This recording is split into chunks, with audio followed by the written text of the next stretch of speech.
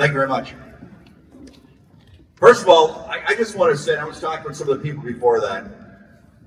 Man, you guys do it good here at Denmark Middle School to honor our veterans. Every year that I'm here, I'm just more blown away. It's fantastic.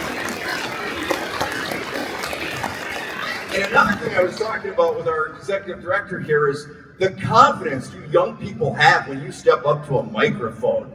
I mean, I've talked for a living for a long time, and I did not have confidence like that when I was in middle school. So whatever you all do here to encourage that, congratulations. It's really impressive.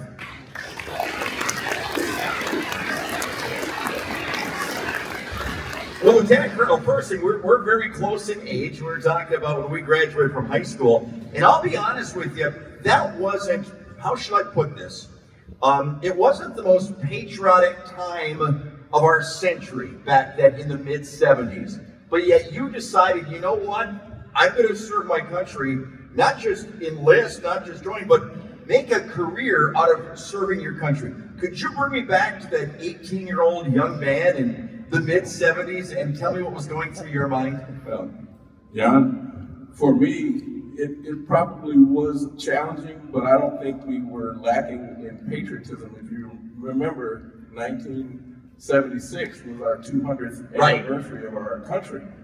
And so our class was the bicentennial class. And the biggest argument we had in our high school was whether or not to wear our school colors or wear red, white, and blue for our colors for our graduation ceremony. We opted for our school colors of orange and blue. We figured the compromise was the blue color. But for me, I'm the son of a command sergeant major. So when my dad walked in the room, everybody sat a little straighter in their chair. I was going to say, just saying those words, command sergeant major. And we have a family history of service to our nation. For me, it was an honor and a duty to serve our country. So, and I'd always joke with my dad that, hey, when I come in the Army, I'm going to come in as a commissioned officer and I'm going to have you render the first salute to me. Wow. And I actually have a photo of that. Sergeant Major Early Crosson saluting Second Lieutenant Rick Crosson and me handing him the ceremonial silver dollar. So that was a proud day for me. So that was for me the start of what, you know, we all the veterans, we all swore an oath to support and defend the Constitution of the United States against all enemies, foreign and domestic. I still know the oath because I'm still living with that oath. So for me, it was, okay, Rick, what's next? What else can we do? So for me, it was not necessarily a hard decision. It was the decision. Well, I just want to say one thing that you're talking about the oath, and there's something I try to bring up to people all the time. And it doesn't matter. I've interviewed so many World War II veterans or Vietnam veterans where the recruiter promised them one thing, and then once they signed the name on the dotted line, it didn't turn out that way. But what I'm trying to get across all the time when I talk to people is it doesn't matter if you were in World War II and you were sent to Iwo Jima, or if you were sent to Germany or wherever you were sent. The real courage comes from raising that right hand and saying from the bottom of your heart, you are ready, you are willing, and you're able to put your life on the line for the United States of America. That is the greatest badge of courage I think we could ask anybody to ever pull off. Well, I think those of us who are currently living here in the United States, we're falling into three categories. You have residents who are here by either invitation or they're requesting to be here, or there's some reason why they are here and not where their home country is. You have citizens who were born here or naturalized, and then you have patriots who are here to defend this country against all enemies, foreign and domestic. I think patriotism is something that if you are here, ultimately, and you want to stay here, there should be that you should be wanting to aspire to be as a patriot. And there's multiple definitions of what patriotism is. This young lady's, I was listening to her essay. Which was fantastic, by the way. That was beautiful. Fantastic. That's what it's all about. It's what can I do to contribute to taking this country towards this ideal of a more perfect union. And that's what we should all be aspiring to. I think that the ultimate word in our name of our country is united. And we should be focused on the things we have in common as opposed to the differences that tend to get played up. it's sensationalizing. And we have to work beyond that and see something on the other side of any of this chaos and madness and division that we've got going on today. You've served your country in many ways. Even when you retired, you still served it in many ways, city council and different committees and all those sorts of things. Do you feel that having spent so many years in the military, some people might say, well, I did my dues, paid my obligations for our country, but it's not. It almost seems like that was more of a fuel for you to continue, even though you're not in uniform, to continue serving your country in other ways, correct? Yes, sir. I'm personally never satisfied with the status quo. Once anything is achieved or attained, my next question to myself and to everyone around me is, okay, what else can we do? What more can we do? So taking off the uniform doesn't mean you take off the responsibility and the accountability to do more. And yes, I'm doing more. I served for 1 year on the Green Bay School Board. I am currently on the Brown County Library Board. I was here a couple of weeks ago when they broke ground for the expansion of the new library here in Denmark. And I am running for Congress, U.S. Congress here in the 8th Congressional District.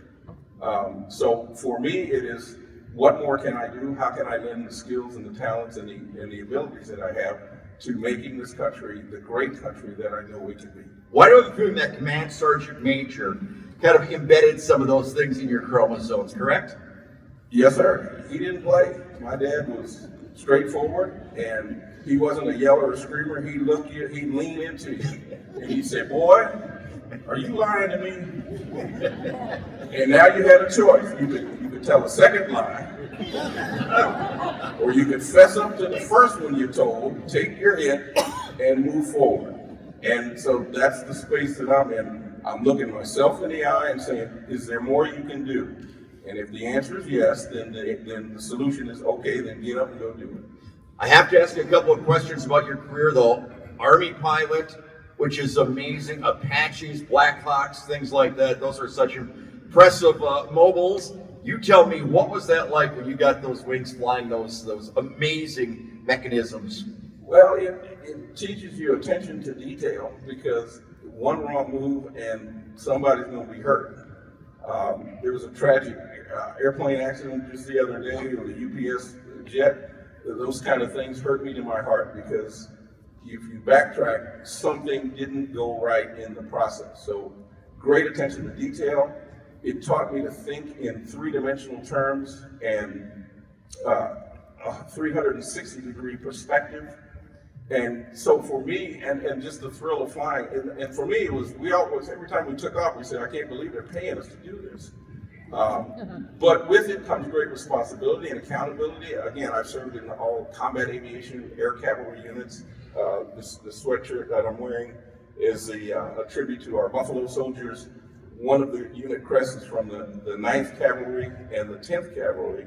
I served in the 4th Squadron, 9th Cavalry Regiment, so that was part of the legacy of the Buffalo soldiers. So with all of that history comes, okay, what do you do with this awesome responsibility? And yeah, it was a labor of love, but it again taught me to be a lot more accountable. You can read books from, Stephen Ambrose and other different people, whatever, but I still find that the greatest source of history of what would really happen on a personal level is talking to gentlemen like this, all sitting here, around here. I think this is the greatest living history. When the kids don't have to go onto the computers, they don't have to go to the libraries, they don't have to go, to the bookstores, unless they want to buy my books, $20 at Barnes and Noble and all the places. But that's it. But in general, just sitting and talking with some of these people to hear from them on a personal level, I think that is so important. Well, anytime first of all, I can spot a veteran from a mile away without any regalia or hats or whatever. It's the way they carry themselves. It's the way they look you in the eye. And for me, that's our start point. That's our common ground, because we all said and did what we set out to do. So I'm always proud to be amongst veterans. I count myself as it's a privilege to be amongst them. But I also say to veterans that there's still some work to do. We've still got a lot that we can influence the rest of this country. We can be living examples of how this country is supposed to be, not what the divisiveness that is permeating our country right now. I don't think our kids should have to look beyond what the people in this room define role models. They're right here. Just like you shouldn't have to look beyond your own home to find a role model. So my challenge to all adults here is be the kind of example that you want your children to grow up to be.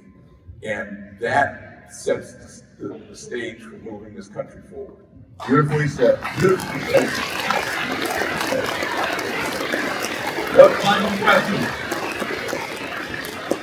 If you go back and talk to that 18-year-old young man that raised his right hand and swore duty and putting his life on the line for his country, what would you tell him right now? I would tell him that hang in there. As good as it is right now, it's going to be even better. That maintain that spark, that energy, that looking towards what the future could be, and backward plan to where you currently are, and then you just mapped out your path to that thing. And always keep asking yourself, what else can you do? What more can you do? And how can you be a better example for everybody around you? Phenomenal. Ladies and gentlemen, Lieutenant Colonel.